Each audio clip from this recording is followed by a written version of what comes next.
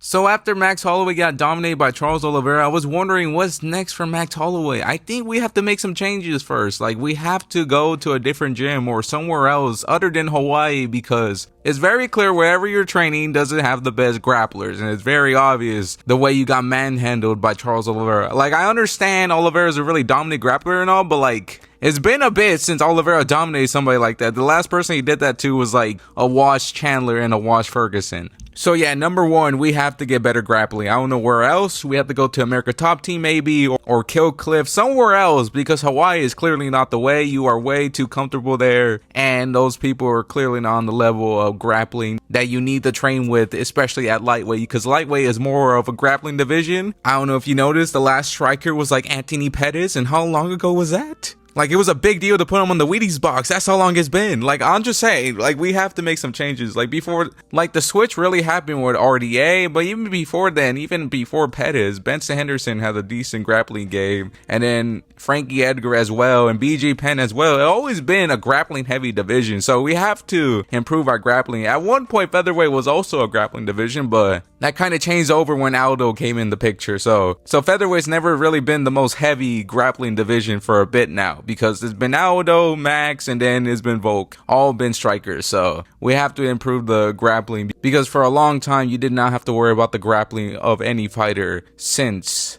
I don't know, I can't really name a fighter really. I guess Brian Ortega, that's the toughest test. Frankie Edgar, that was 40 years old. Those are the most toughest grapplers you have to face. So yeah, we have to change that a bit. So yeah, we have to go to a different gym. We have to learn the grappling a bit, because Poirier did the same thing. Poirier, when he first went up, not the best grappling. He was getting taken down by like Jim Miller, Eddie Alvarez. Like, at first, have you ever seen like Poirier when he first came up, and especially when he started growing out his hair, the speed difference he had against the lightweights was actually insane, especially in the Eddie Alvarez fight. Like, the way he was piecing up Alvarez in the first fight, it was actually very impressive. Like, I never seen Poirier that fast in like forever. He would add like combinations. It was actually insane to see him fight. But he had a hole, which was his grappling game, and he had to improve that if he wanted to be champion, because he had to face like Khabib, RDA for a bit of time before RDA lost the title. Like, these were the guys he was worried for when he had to fight them for the belt. And look what happened. Poirier became a really decent, not crazy offensively, but his defensive grappling has gotten better, and he was doing well against Charles, doing well against Islam. Like, his grappling has improved. BSD as well. Don't get me wrong though, it's not going to make you a world beater, but it's gonna help you a lot. Like, Poirier did lose a couple of those fights, so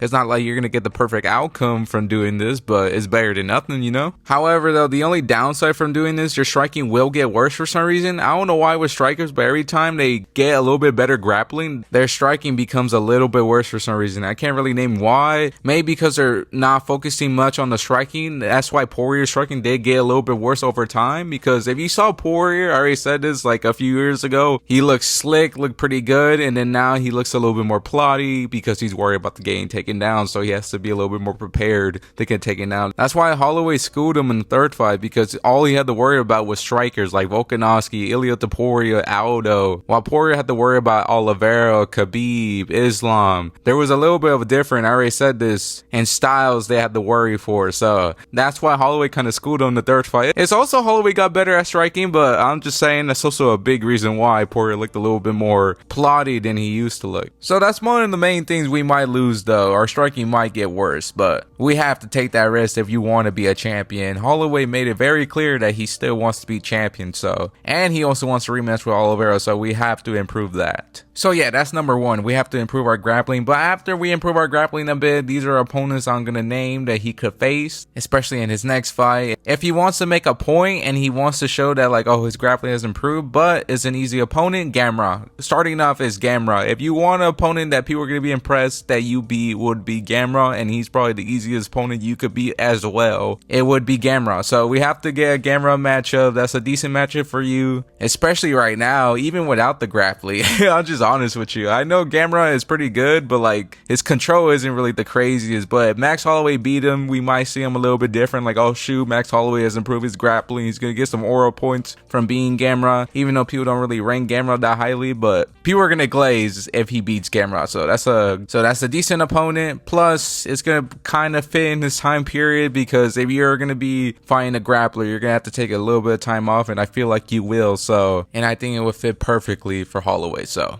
Now for the next one, Dan Hooker. If he doesn't feel like he's ready for his grappling to be tested yet, I think he should fight Dan Hooker. It's the perfect matchup for him as a striker. The time period also worked out perfect because Dan Hooker just lost to BSD, so he's gonna be out for a little bit. And I think he will return like by the time Holloway returns. So yeah, Max Holloway doesn't have to worry about being taken down or ragdolled by Dan Hooker. And I think stylistically, I think it's a bad matchup for Hooker. And I think Holloway would be Dan Hooker, and I don't feel like anybody would disagree with me when I say that. Like, Hooker could be tricky for here and there, but I don't know if he's really gonna do much against Holloway. I feel like Holloway's gonna be too fast, too clean, but maybe Hooker could give him struggle with his range. I could see that happening, but I feel like Hooker's too up on the feet, and Holloway will just touch him up for a bit and win like a 5-round decision or knock him out in the 3rd round. I can see Holloway going to the body and finishing him in round 3. I think that's how the fight will go, but I don't know. But yeah, Hooker, if you don't want to be training for a grappler, it would be Dan Hooker to face next. But for now, let's move on to the next one. I feel like it's a little more tougher matchup. BSD.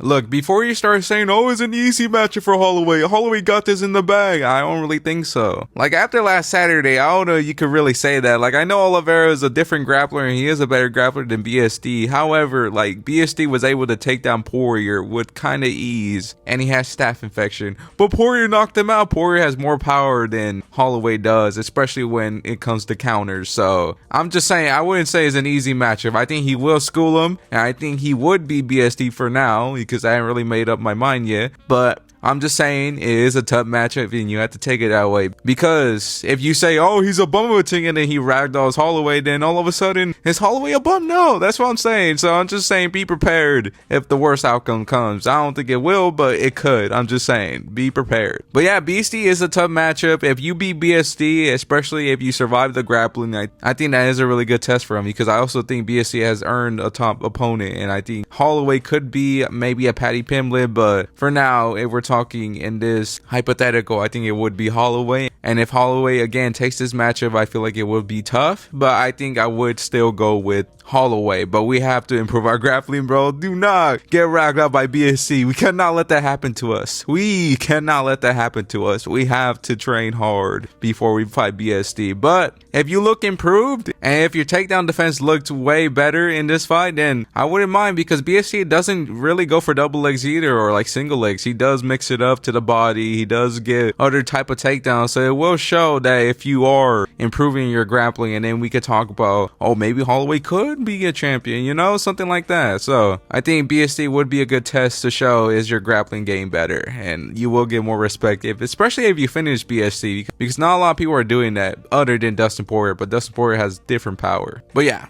BSD, tough matchup, but I think Holloway would beat him, and he will get a lot of credit if he beats BSD, especially, or ragdoll, I think he maybe could get a takedown, but if he doesn't get ragdolled and he does show improvements of getting back on the feet, I think people will give him a lot of credit for that. Anyways, moving to the next one, Paddy Pimblett is a tricky matchup when it comes to nothing really special from Paddy, but I think he's really underrated on the feet, kind of, and he also has a ground game, but I don't think it's that dangerous as BSD, so it's more of like a middle ground matchup. It's not as easy as a Dan Hooker, but it's not as hard as a BSD to me, so I think Paddy is a little bit more trickier when it comes to the feet than BSD, but BSD is a little bit more better when it comes to getting takedowns and taking it there on the ground pretty much. But that doesn't mean Paddy Pimblett is a slouch now. He did kind of compete with Gaethje on the feet and was schooling him in some moments on the round, even though he did get knocked down and 10-8'd. He still had a decent performance if you rewatch the fight, but in saying that, I think Holloway will cook him on the feet, and if an old Ferguson is able to keep it competitive even on the ground, I think Max Holloway has good enough submission defense, and plus at least decent enough takedown defense to not even get taken down by Paddy Pimblett. It's more tricky of the reach disadvantage here. I think that's the only tricky part, and I think Holloway is going to have to be the one moving forward if he wants to get any offense off, because Paddy does have like a decent amount of reach against him, and he's going to have more range than Max Holloway, but